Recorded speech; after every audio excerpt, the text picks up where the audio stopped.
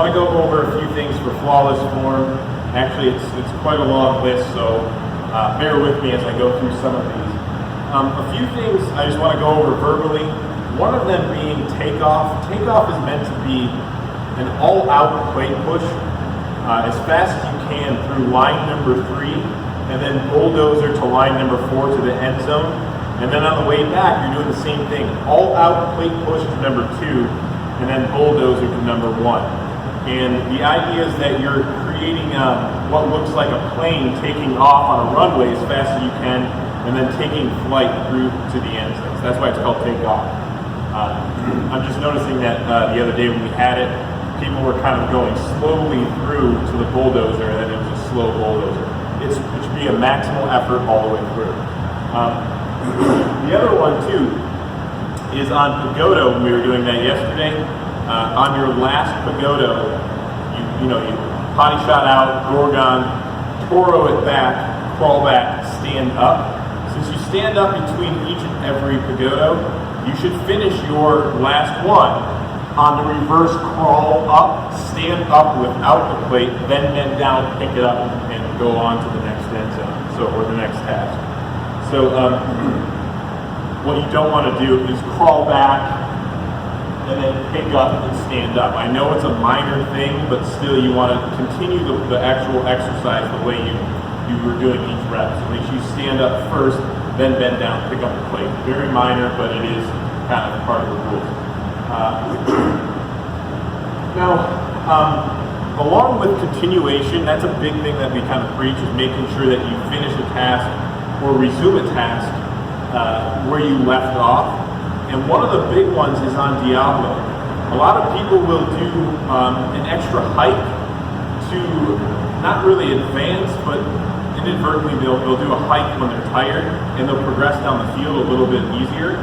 So if you're really kind of doing your Diablo and you get fatigued, I will see this a lot. So you're going into Diablo, you're tired, you stand up and you hike it. Well, I just gained an extra 1 or 2 Diablos from that hike. And so if you're a person who does that, 2 or 3 times, you can almost strategically place your hikes on like every line. So what you don't want to do is you don't want to do the hike at all. So when you're done, and you're going to stop and you feel fatigued, leave the plate right there where you left it, and then resume as you would, rather than being tired and hiking it like that. I see that quite frequently. Now, Jackalope, something I've been talking about, I talked about slapjack. I want to emphasize kind of where the plate should be if you want to go through it very seamlessly and fluidly. The plate should almost always be back here. Okay? A lot of times I see people go like this, move it over, and then they do a monkey, and then they move it over and do a monkey. Really, I think of it as almost doing like a jackal or a monkey crawl with training wheels. The training wheel is the plate. It should stay back here. This arm is almost locked. I just have it dead locked back behind me, and I move it. Okay? That plate almost stays on my back leg the entire time. A lot of times I'll see this, and it's just not fluid. You can do it that way. There's nothing wrong with it, but why not just go like that? Okay? That's Jackalope. Squibble, that's a big one we're seeing today. Anytime you do squibble, you want to push off your back leg, point the front toe, push off and land, then reset yourself, land. One of the things I tell people is, I'll use the hat, and I say pick a point on the turf and try to jump to it. Try to jump to it and then land, reset yourself, land. Too often I see people pushing off the front foot, or they're crossing over, and it looks like a shuffle. It's the back leg, decelerate or land, and you're going to feel it mostly on the front leg when you land. Land gets tired on the front leg. So when you're going fast, it looks like that. Okay? And then finally, just curls or squirrels or whatever it is you're doing. As you get tired, really make sure the elbows are in at your side. I see this a lot when you're tired. And then also on obviously it's a sideways step curl. Keep your torso stiff and rigid. So I'll go back this way. When people get tired, I tend to see this.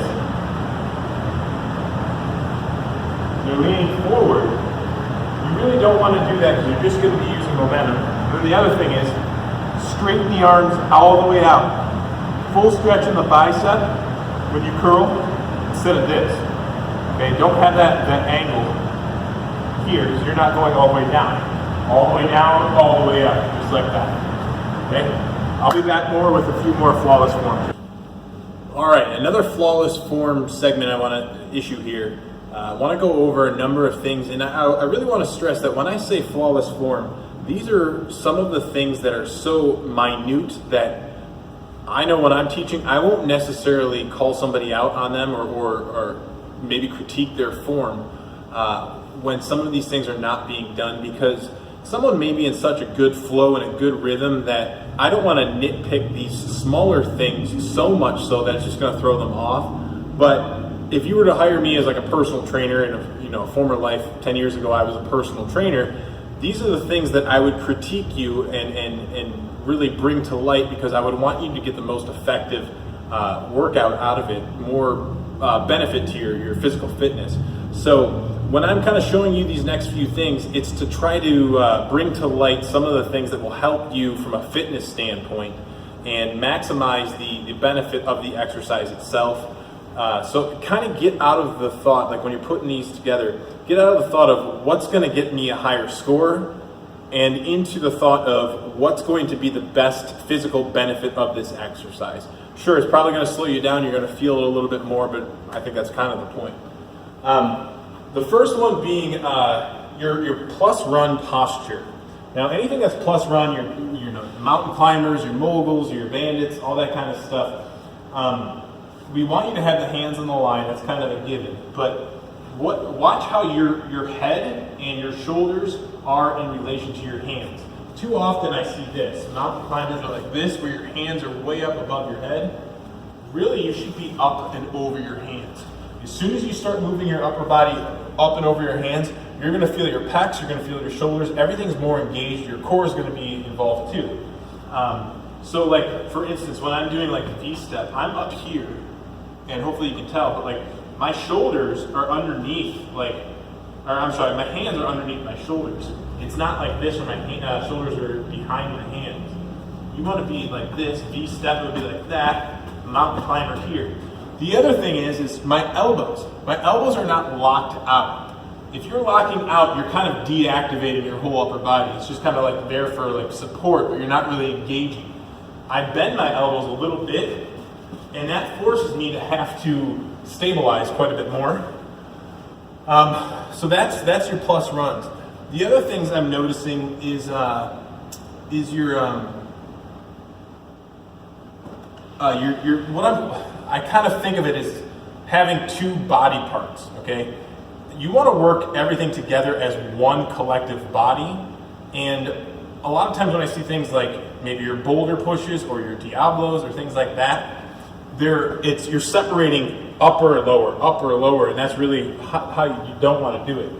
When you do Diablo, I am in a nice squatted position. When I go back, I stay in that squatted position like this. Okay? Boulder push, squat, drive out, come up, drive out like a squat.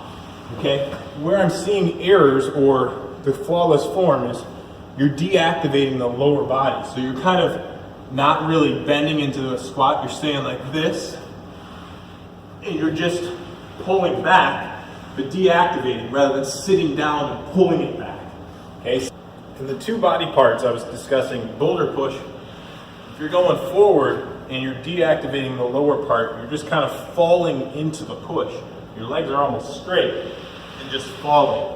And what you're doing is avoiding that good pain that allows you to be explosive with your, okay? Now, with Typhon's another one. We want you to touch the ground with both hands because we want you to get low and touch. Come together, get low and touch. Now, some people will do one hand, and I I think that some people think that we're just touching just for the fun of it, but really, we want you to get low, but get low evenly. If you're doing one hand, you may not realize it, but you're really twisting a little bit with your body, which is not good for your back. So if you're touching here, if you think it's just kind of a little bit of flair that we're just trying to touch, it's really not what it is. The idea is to get low, touch, get low, not just touch because we're just, strict and we want you to touch the ground. There's a reason for it. Also SUPPS, sit-ups. Very, very minor movements are going to make a big difference in how it feels.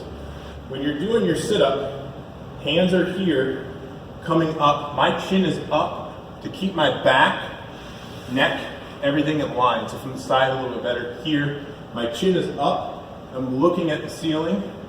Too often we tuck, and you're creating your center of gravity closer, which makes it easier for you to sit up, and you're not going to feel it as much in your midsection. The other thing is too, don't have any air between you and your elbows or here. You don't want to use momentum. Make it difficult on yourself by doing this, okay? And then I think there's one last one. Scorpion, yes. Scorpion, I want to kind of give you the full demo of this right here. You're supposed to be on one leg, bend down, crawl out, do your push-up, then jump your foot to your hands, but my hands have not left the ground yet. Do not move your hands until your foot has been set in place. Because too often I'll see this. Here, push up, and then that's gonna, like if we're gonna allow that, that's gonna turn into something really different where people are gonna go here, push up, and then I'm gonna get an extra foot at least forward if I do that. Also, finishing on a scorpion, if you get to, let's say you get to here, and you only have, 6 inches left, do a push-up, jump forward. Even if you're able to jump with your foot to the line, you still gotta do another push-up because your hands did not get to the line. Jump forward and stand up to finish. Okay, so let's say you get to the line here also, and you do your push-up, don't go to your knee to finish. You wanna finish strong.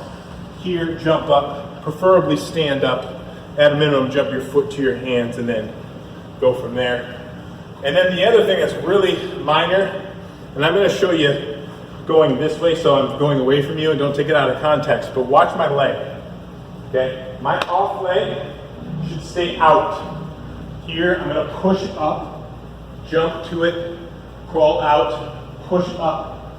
What I'm trying to stress is that no part of my quads, my legs, my knees, nothing's touching the other part. You want to eliminate any point of contact.